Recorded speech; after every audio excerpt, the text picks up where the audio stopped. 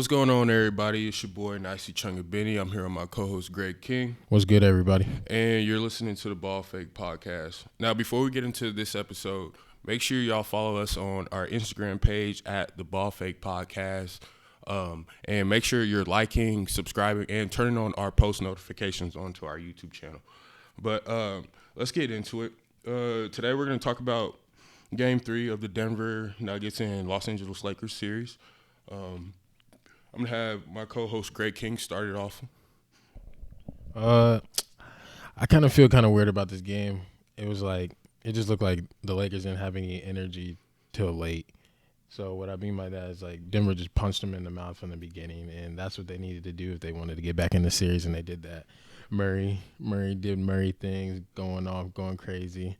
He had 28 points last night, but really I want to talk about and Jokic did his thing too with 22 points and 10 rebounds. But I really want to talk about Jerry Grant.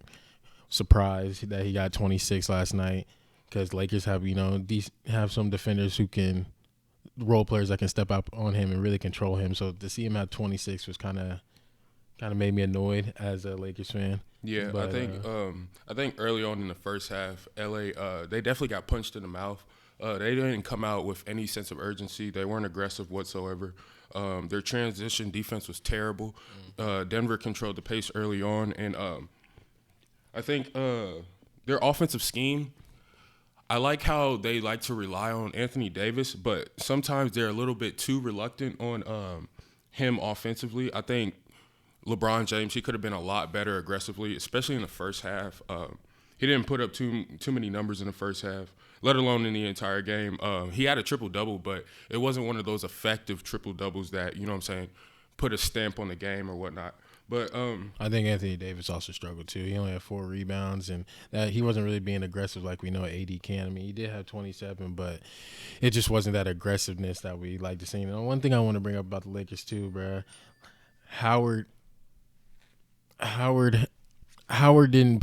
played good, but he didn't play like he normally does. He brings that aggression, but like he was really useless. Both of the bigs were useless, McGee and Howard, because McGee didn't even play in the second half because of matchups and stuff. But usually Lakers need to go back to that bully ball that they be playing with the 2 centers or 1 center with AD and from the field, but he didn't have that much of an impact on the game, to be honest. I agree. To the fourth. I think the first 3 quarters he could have came out and punched him in the mouth. Really, it was Caruso and Rondo's energy. Rondo had 3 steals. That's what brought them back into the game.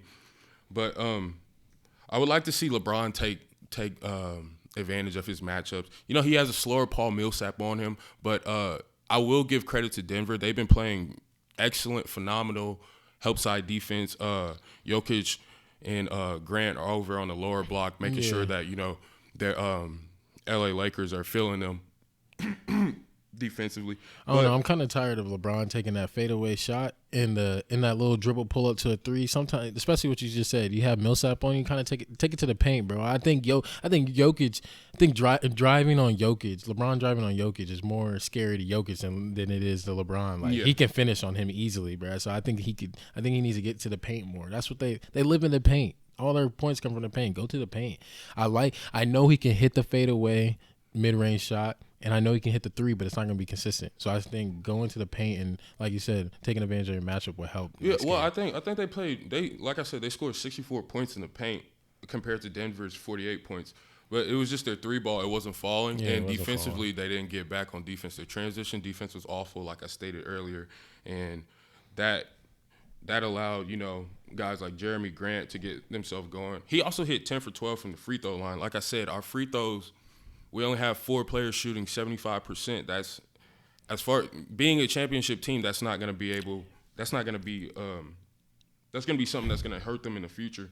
And it's the foul trouble too with the Lakers. I think in the second quarter, I think the Nuggets were in the bonus around the 9-minute mark.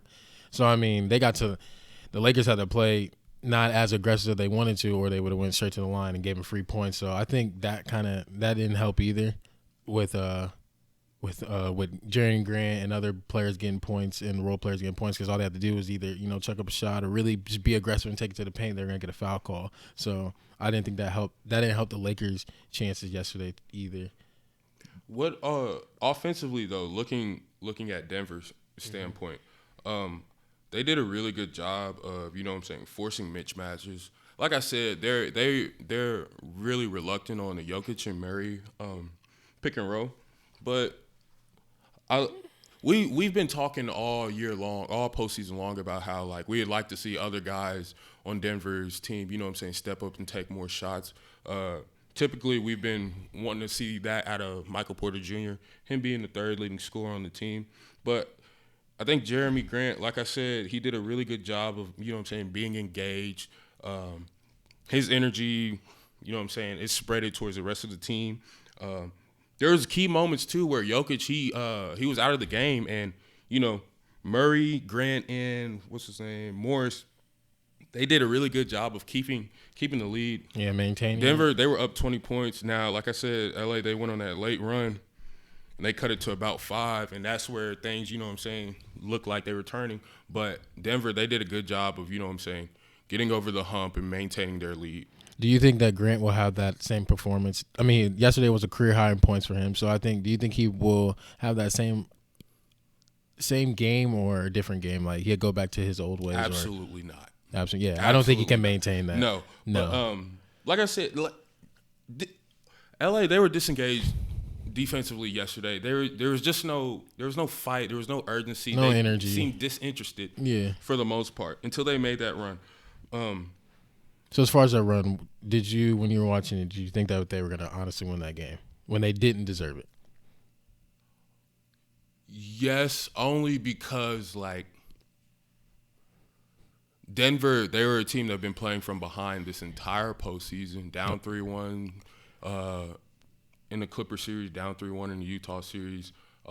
In both of those series, they were down entering the half by 16, 18, 15, 20 points, whatever. So Denver having the lead for the first time in their last 7 games, I thought, they would kind of, be more relaxed in the third quarter. But, they actually had a decent third quarter, and they were able to close it out in the fourth. But like I said, LA, they lost the game in the first half, I believe, just because, all those unforced errors, those turnovers turning into points for Denver, that made a big difference. And offensively, we were too reluctant on AD, especially with him playing big numbers. He had 43 minutes last night. LeBron played something like 37, 38. So he's definitely, been tired, and especially having to carry the load and whatnot. But I think he needs to take advantage of his size. I would like to see him post up on the lower block more often. He's been doing that, but he's shooting less jump shots. Yes, he's shooting less jump shots, but him being aggressive down low in the lower block like Jokic did last night, it's gonna open up. He's not the passer that Jokic is, but it's gonna open up the floor for the rest of your teammates. Exactly. And if LA is smart enough to cut to the basket, those are easy hoops at the rim, just like what Denver's been doing. But oh no, I thought when they started to come back last night, I thought they were gonna win. But what happened? There was a possession. I think it was 3 minutes left.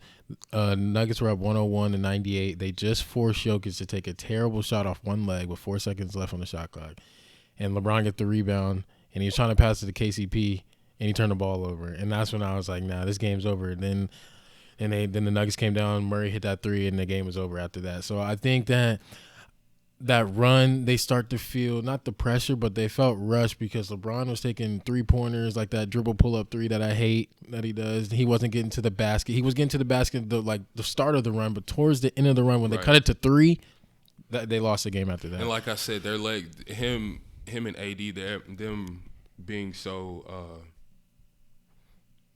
them having to carry the load offensively and playing so many heavy minutes each and every night, every other day. It's definitely taken a toll on them. Mm-hmm. But I would have liked to see Kuzma get more involved. KCP and Denny Green, shots weren't falling necessarily. And typically whenever that happens, like I said, the only way for Denver to win games in this series is if they keep it low scoring. In game 1, you know what I'm saying, they gave up 126 points. Game 2 gave up 105, but they had a chance to win if they get the defensive rebound instead of giving up an offensive rebound. And last night, I forget how many points they scored, but it was around the 110, 105 range. So in order for Denver to, continue to win games, they're going to have to keep it low scoring. Their bench is going to have to outperform LA's bench, and defensively the rebounds have to be either even or they have to, secure more boards than LA. But heading into game 4, what are some things you think LA needs to adjust to? I think they need to adjust to how they guard Jokic. I think they need to come out and be more aggressive. I think the big thing to play without fouling, because the foul troubles, I think Denver getting to the line kind of boosts their confidence too. For sure. And then as far as the defensive end, kind of like you said, mix up the zone and man, because it seemed to work and they were creating turnovers.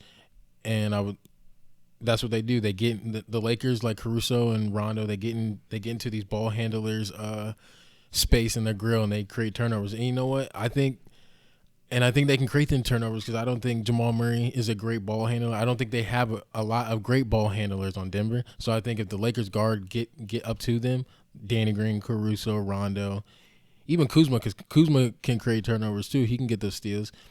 If they can get into those ball handlers, they can create turnovers and get out in transition and do what they do. So, what about you, man? I think what do you think they should do in Game 4?